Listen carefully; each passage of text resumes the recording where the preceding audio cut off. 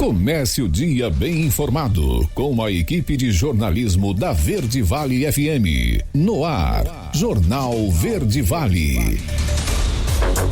6h35. Olá, muito bom dia para você. Quinta-feira, 26 de setembro do ano de 2024. Estamos começando pela Verde Vale FM, uma emissora do Sistema Verde Vale de Comunicação. Mais uma edição do Jornal Verde Vale, aqui na bancada comigo, Daliana Oliveira. Bom dia. Ótimo dia para você, Wesley. Um ótimo dia para você também que acompanha a programação aqui da 103,7, a rádio número 1 da região. Agora você confere os destaques das últimas 24 horas. Jornal Verde Vale.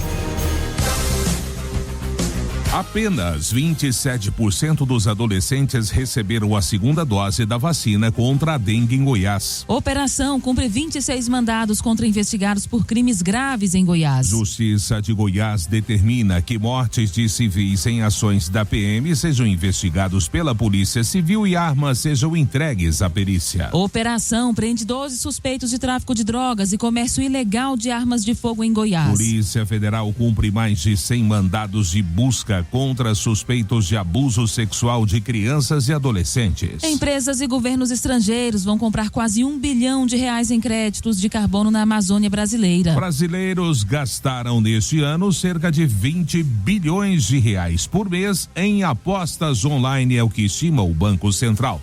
Os detalhes destas e outras notícias você vai conferir a partir de agora aqui no Jornal Verde Vale. A notícia em primeira mão. Jornal Verde Vale. Jornal Verde Vale. Verde Vale.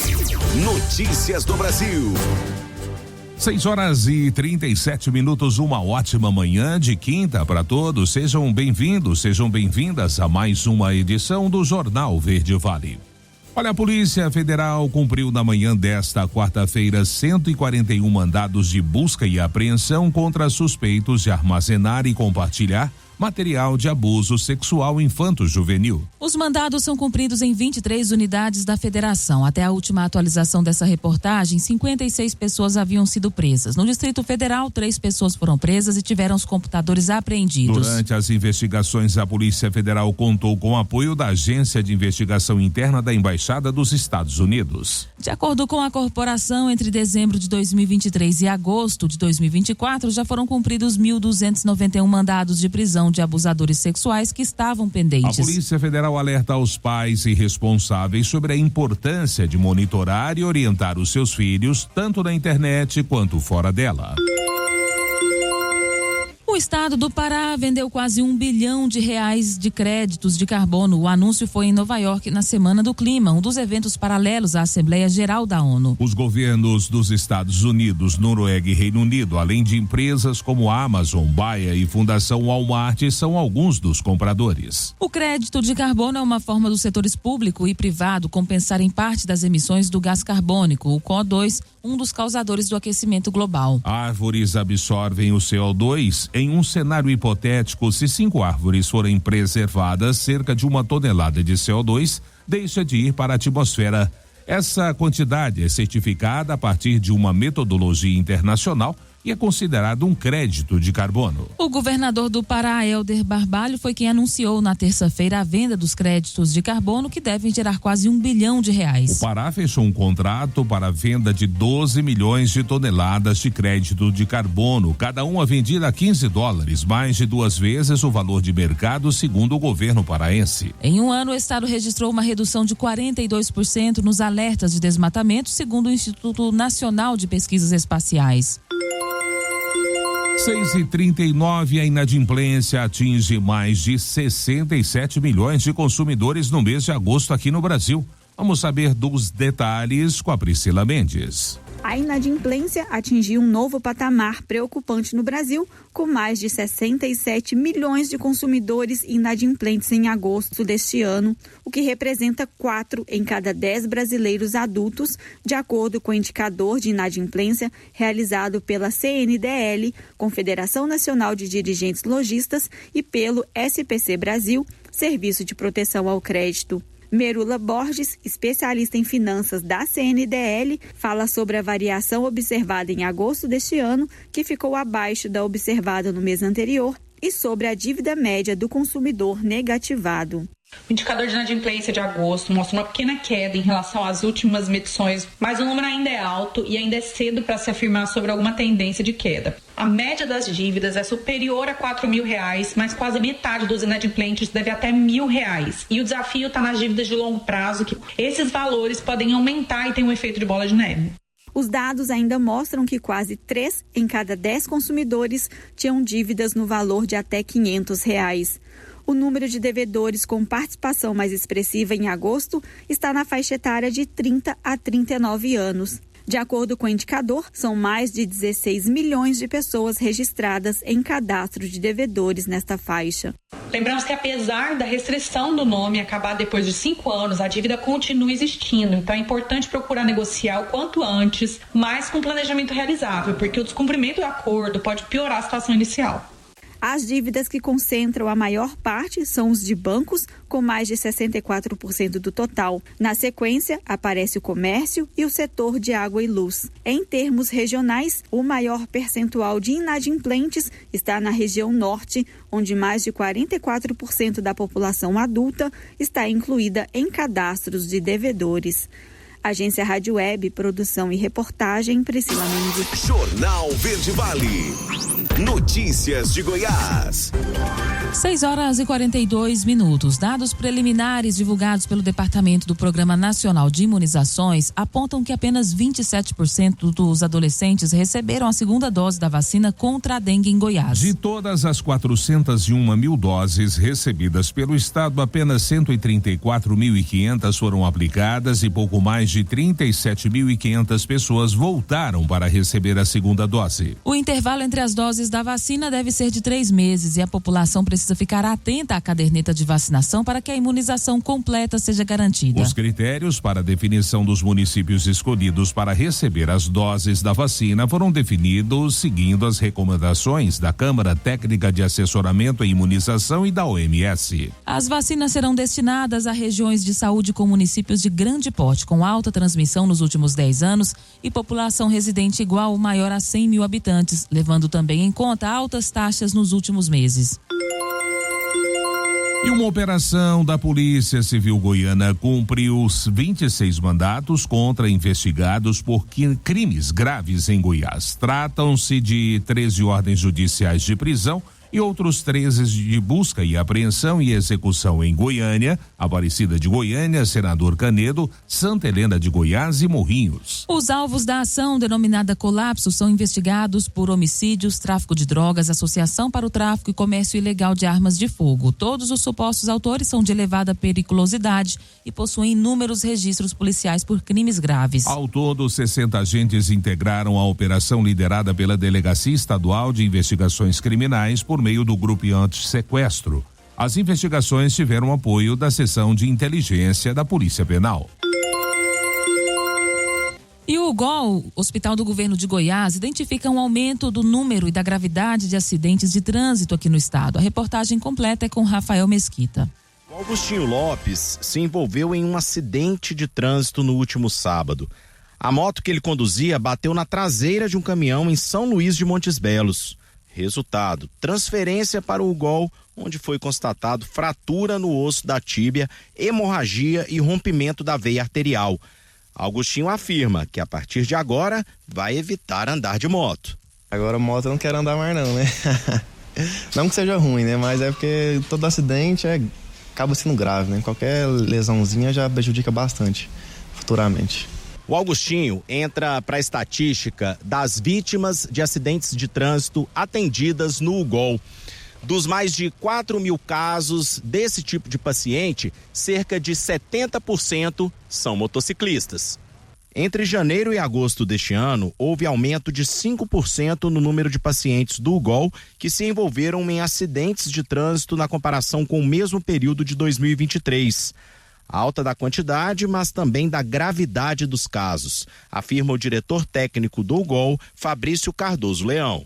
Nós percebemos, identificamos que houve um aumento comparado à nossa série histórica, ao ano passado. Houve um aumento do número de casos, mas não somente do número de casos, da gravidade desses casos. A gente percebe que a energia do trauma, ou seja, a força da pancada que aconteceu no paciente, ela aumentou, gerando lesões mais graves e normalmente lesões múltiplas, politraumas. Paciente com algumas fraturas associadas a traumatismo abdominais, traumatismo craniano. Então são as lesões mais frequentes.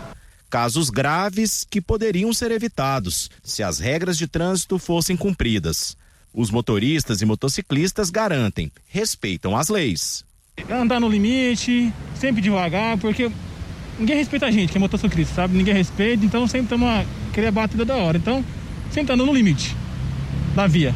Rapaz, eu sigo as regras do trânsito, tanto é que onde eu moro, em um prédio, um apartamento, quando eu saio na rua, para a esquerda é contramão, e assim, 30 metros, e eu não saio, certo? Então assim, é uma obrigação da gente fazer do certo, porque a partir do momento que você começa a fazer o errado, depois fica normal e a gente não pode dar esse mole, né, de fazer o errado é errado. Na semana em que se comemora o Dia Nacional do Trânsito, o diretor técnico do UGOL alerta: a conscientização ainda é a principal medida para evitar acidentes. A melhor forma de tratamento é a prevenção. Então, a prevenção, como vocês estão fazendo, e a gente percebe nessa semana do trânsito, a gente percebe que a conscientização é o melhor tratamento. Assim, nós salvamos vidas. Rafael Mesquita, da Agência Brasil Central. Jornal Verde Vale. Esportes. 6h47, na pressão e na emoção. O Atlético Mineiro venceu o Fluminense por 2-0 na noite desta quarta-feira, se classificando para as semifinais da Conmebol Libertadores. Daverson, que saiu do banco de reservas, foi o nome do jogo ao marcar os 2 gols do Galo. Com o resultado, o Atlético vai enfrentar o River Plate, decidindo uma vaga na final da Conmebol Libertadores. Por ter feito melhor campanha na fase de grupos, o time argentino decide a classificação em casa. As semifinais da Libertadores serão realizadas nas semanas dos dias 23 e 30 de outubro. A Conmebol ainda irá divulgar os detalhes das datas e horários das partidas. E o sonho do título inédito da Conmebol Libertadores continua vivo para o Botafogo, mas de novo com drama. Depois das oitavas de final contra o Palmeiras, com susto no fim, o Glorioso novamente testou os corações dos seus torcedores nas quartas de final, mas saiu classificado às semifinais em disputa de pênaltis contra o São Paulo na noite desta quarta-feira, após o empate por 1-1 no tempo normal. O time carioca começou muito bem, abriu o placar com Thiago Almada nos primeiros minutos, mas viu o rival reagir e buscar o empate na reta final, com Calheri fazendo pulsar um Morumbis completamente lotado. Na decisão por pênaltis, porém, a frieza botafoguense fez a diferença. Vitinho até errou, mas Calheri e Rodrigo Nestor desperdiçaram para o São Paulo e Matheus Martins fez o gol da classificação alvinegra, vencendo por 5-4. Jornal Verde Vale. Agronegócios. 6h48. Os contratos futuros da soja negociados na Bolsa de Mercadorias de Chicago fecharam a quarta-feira com preços mais altos. Após uma fase de realização de lucros durante a manhã, o mercado conseguiu reverter para o território positivo. Embora as chuvas benéficas tenham sido registradas no sul do Brasil, a região central ainda enfrenta precipitações escassas, o que está atrasando o plantio da soja. Além disso, persistem dúvidas sobre o potencial produtivo nos Estados Unidos. Conforme agências internacionais, a tempestade tropical Helene pode trazer chuvas para a parte leste do cinturão produtor dos Estados Unidos na próxima semana, o que poderá atrasar a colheita da soja. Ademais, as exportações semanais norte-americanas devem apresentar uma boa demanda pelo produto, com estimativas de analistas variando entre 900 mil e 2.050.000 toneladas. A notícia em primeira mão. Jornal Verde Vale. Jornal Verde Vale. Verde Vale. Notícias do Brasil. Agora, 7h17, já de volta com o segundo bloco do Jornal Verde Vale dessa quinta-feira. O levantamento do Banco Central apontou que os brasileiros gastam cerca de 20 bilhões de reais por mês em apostas online nos primeiros 8 meses de 2024. Segundo os dados, aproximadamente 24 milhões de pessoas físicas participaram de jogos de azar e apostas online, realizando pelo menos uma transferência via Pix durante o período analisado. O levantamento do banco sobre apostas online ainda será aprofundado. O relatório foi realizado a partir de um pedido do senador Omar Aziz. A maioria dos apostadores tem entre 20 e 30 anos, mas a prática se espalha por diferentes faixas etárias. O valor médio das transferências mensais aumenta com a idade. Os mais jovens gastam cerca de R$100 por mês, enquanto que indivíduos mais velhos ultrapassam os R$3.000 mensais em apostas. No fim do ano passado, o Congresso aprovou e o governo sancionou uma lei que regulamenta as apostas online no Brasil. A regulamentação traz uma série de regras para que essas empresas possam operar no país e estipula pagamento de impostos, o que hoje não acontece. Desde 2018, as apostas de cotas fixas, as bets, são autorizadas no Brasil, mas a maioria desses sites de apostas hoje está hospedada em outros países e oferece os seus serviços aos brasileiros pela internet. E o sorteio do concurso 2.778 da Mega Sena foi realizado nesta terça-feira em São Paulo. E nenhuma aposta acertou as 6 dezenas. O prêmio para o próximo sorteio acumulou em 14 milhões de reais. Os números sorteados na terça-feira foram 20, 33, 34, 40, 43 e 57. 21 apostas fizeram a quina, levaram para casa cada um R$89.854. Já 1.734 apostas fizeram a quadra. Cada uma levou R$1.554,58. O próximo sorteio da Mega acontece hoje, quinta-feira. E os rios da Amazônia e do Pantanal têm níveis críticos históricos. A matéria você confere com Jonathan Ferreira. A estiagem prolongada no país, que é a pior dos últimos 40 anos no Pantanal, deixou os rios da região abaixo da faixa da normalidade na maioria das estações de medição. O alerta foi feito pelo Serviço Geológico do Brasil. A seca na Amazônia também tem afetado os rios da região, que já apresentam níveis abaixo de zero, como explica o coordenador nacional do Sistema de Alerta Hidrológico, Arthur Matos.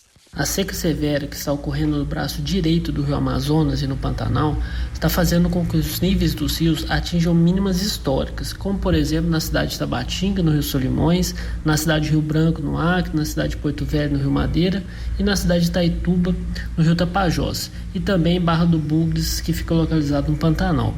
Os rios Acre, Solimões, Paraguai, Araguaia, Madeira e Tapajós registram as cotas mais baixas da história. Devido à seca no rio Madeira, a cidade de Porto Velho, em Rondônia, suspendeu as operações no porto. O coordenador nacional do Sistema de Alerta Hidrológico, Arthur Matos, afirmou que a situação negativa dos rios deve permanecer até novembro, mesmo com a chegada das chuvas no mês que vem. A tendência para as próximas semanas é que essa redução dos níveis continue na maioria desses locais. E pensando também no longo prazo, num prazo um pouquinho maior, com a previsão de chuva que a meteorologia vem indicando para agora, para o mês de outubro, a tendência é que esses problemas que são decorrentes dos baixos níveis dos rios continuem até o mês de novembro.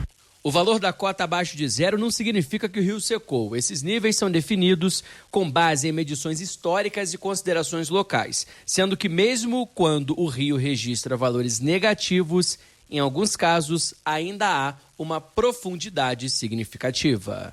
Agência Rádio Web, produção e reportagem, Jonathan Ferreira. Jornal Verde Vale. Notícias de Goiás.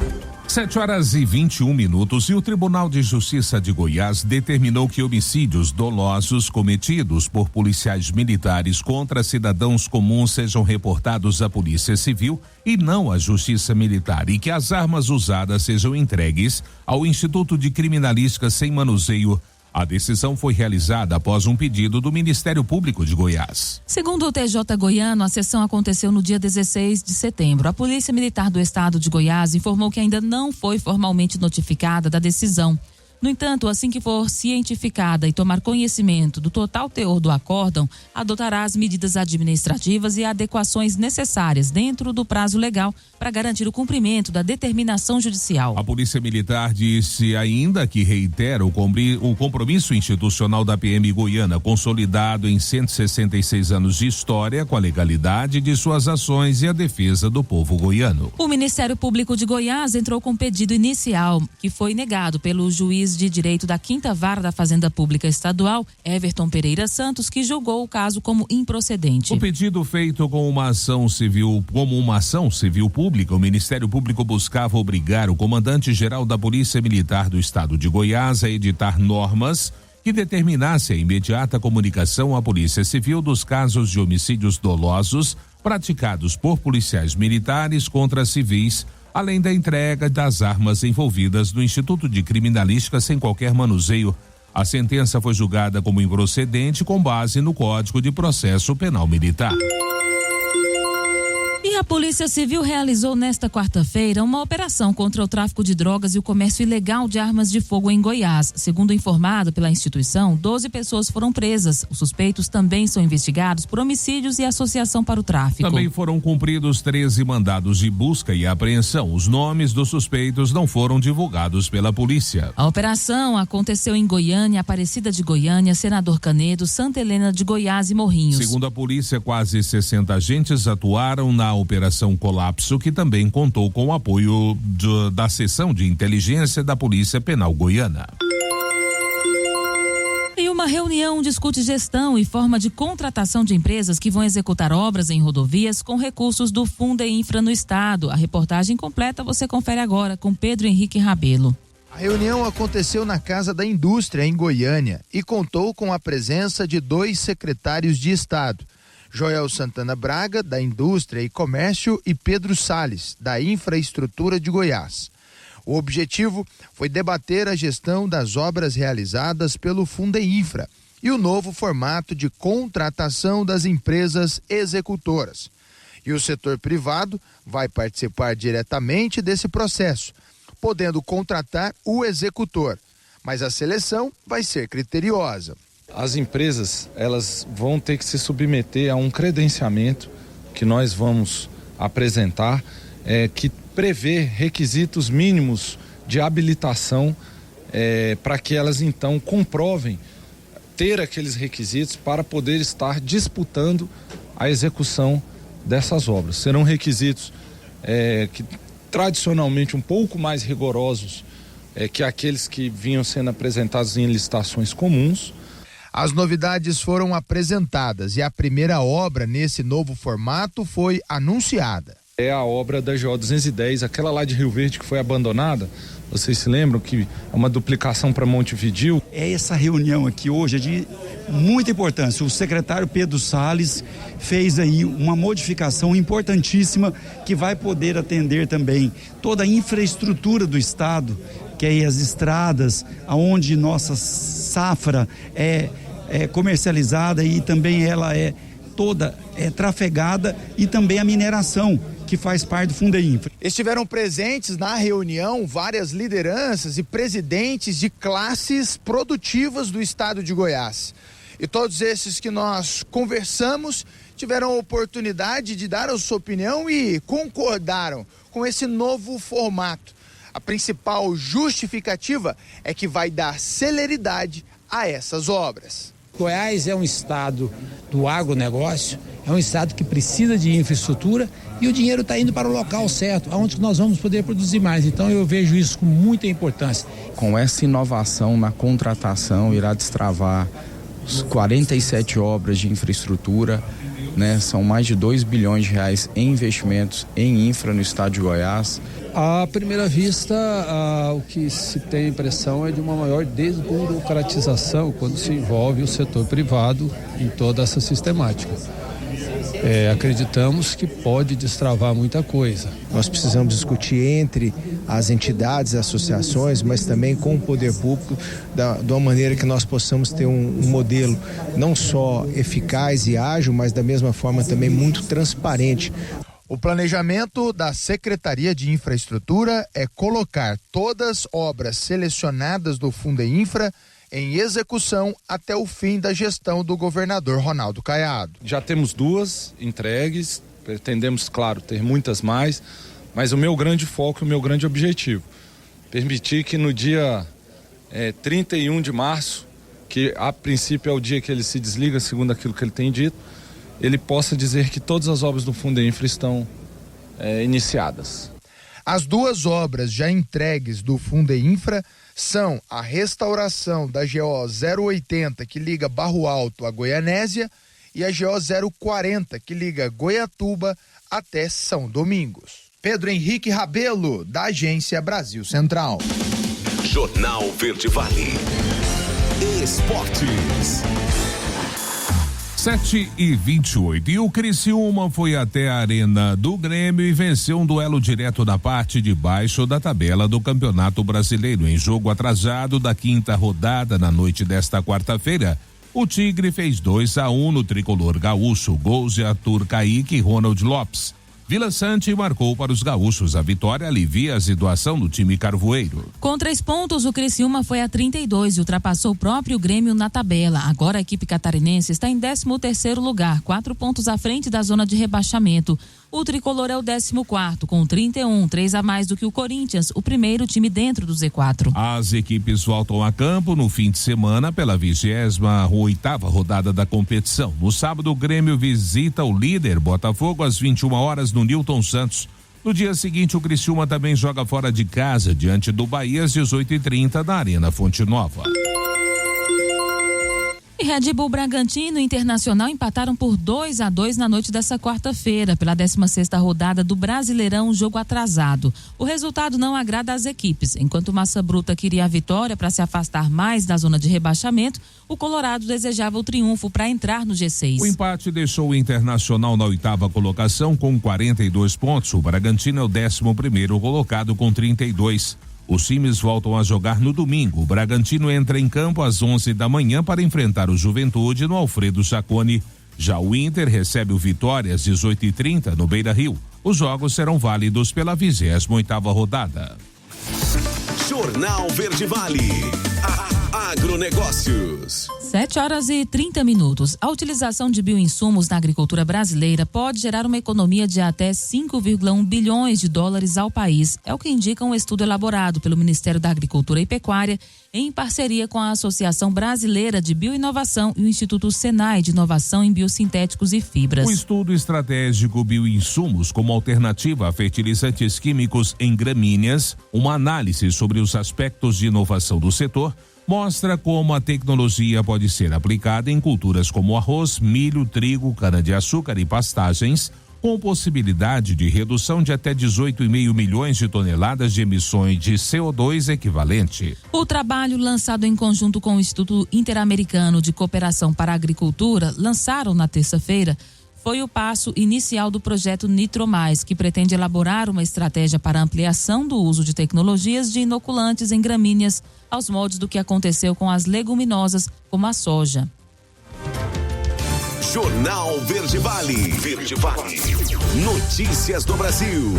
Olha, o ministro da Fazenda, Fernando Haddad, disse nesta quarta-feira que na regulamentação preparada pelo governo, os sites de apostas, as bets, serão tratadas como cigarros. Ou seja, como um fator que pode levar ao vício. A afirmação foi feita em evento realizado pelo Banco Safra em São Paulo. Haddad acrescentou que o governo vai criar um sistema de controle para impedir que as pessoas façam apostas online usando cartões de crédito. Além disso, haverá uma espécie de monitoramento de CPFs usados nessas plataformas. O ministro acrescentou que as bets foram legalizadas em 2018, mas havia o prazo de regulamentação do setor em 5 anos, mas ela só ocorreu no ano passado.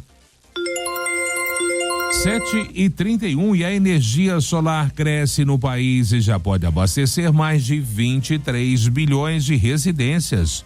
Vamos saber dos detalhes desse crescimento com Humberto Verretti. Energia solar já responde por quase 20% da geração de eletricidade no país. A potência instalada atingiu 47 gigawatts, o equivalente a mais de 3 usinas de Itaipu. Os dados são da Associação Brasileira de Energia Fotovoltaica, AB Solar. É eletricidade suficiente para abastecer mais de 23 milhões de residências. A maior parte da energia, mais de 30 gigawatts, não vem das grandes usinas, mas sim da chamada geração própria, ou seja, os painéis solares instalados em telhados, pequenos terrenos, indústrias e fazendas, por exemplo. A AB Solar avalia que o crescimento da modalidade tem relação com a queda dos preços dos painéis, além do fato de a economia na conta de luz chegar até 90% e da preocupação cada vez maior da sociedade com o meio ambiente. Os investimentos em sistemas solares no país já chegam a 217 bilhões de reais nas contas da entidade, que diz que quase 57 milhões de toneladas de CO2 deixaram de ser lançados na atmosfera. Da Rádio 2, Humberto Ferretti.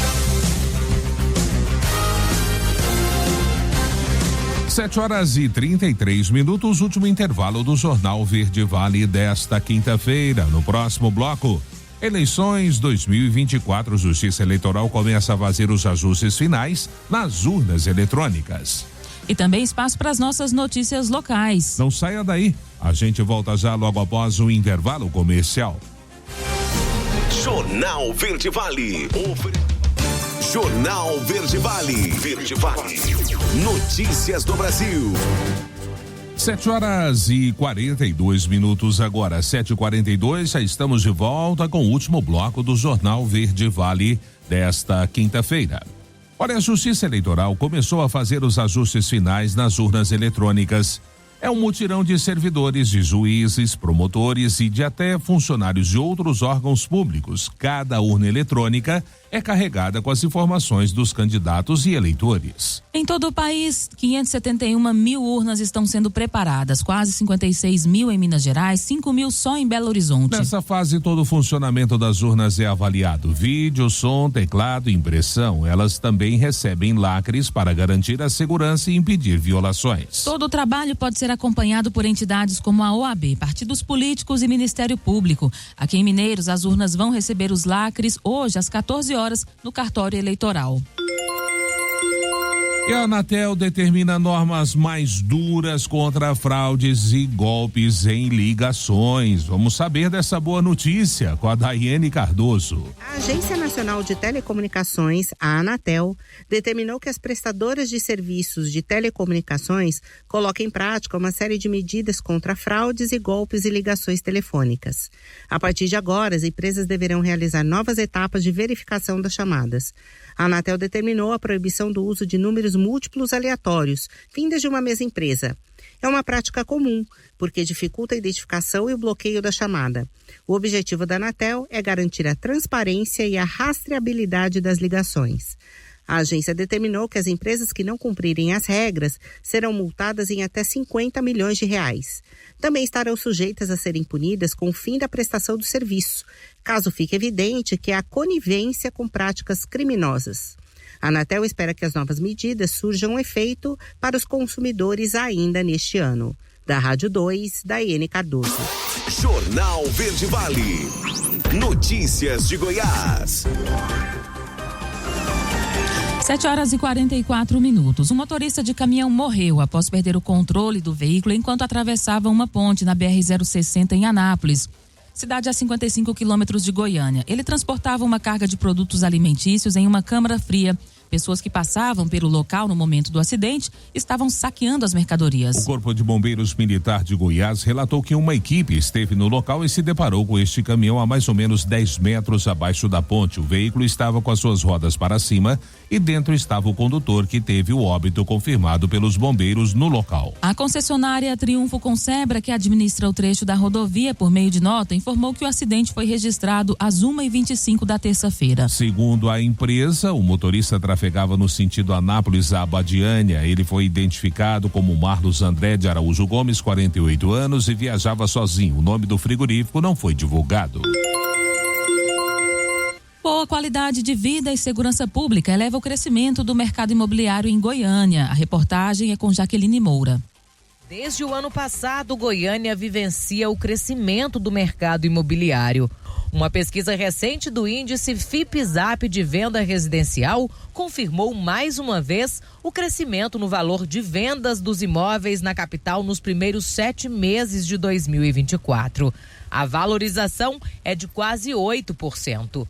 A pesquisa também fez uma análise de bairro e o setor oeste apresentou a maior valorização, com uma taxa de crescimento de 22,7% nos últimos 12 meses.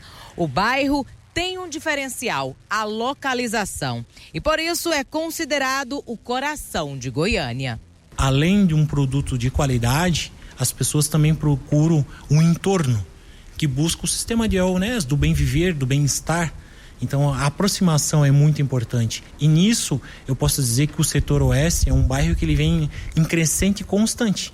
Goiânia também está entre as capitais com o maior crescimento de aluguéis. E o cenário é propício para investimentos no mercado imobiliário. Por que isso? Porque é uma capital pujante do Brasil e principalmente porque já é difícil encontrar pessoas de Goiânia em Goiânia. Então, assim, as cidades satélites, por ser uma capital pujante, essas pessoas acabam vindo morar para cá. Então, a procura por qualidade de vida é muito grande e as pessoas cada vez mais pagam por isso. Elas sempre vão preferir empreendimentos com uma boa área de lazer, com extrema qualidade no produto. Jaqueline Moura, da Agência Brasil Central.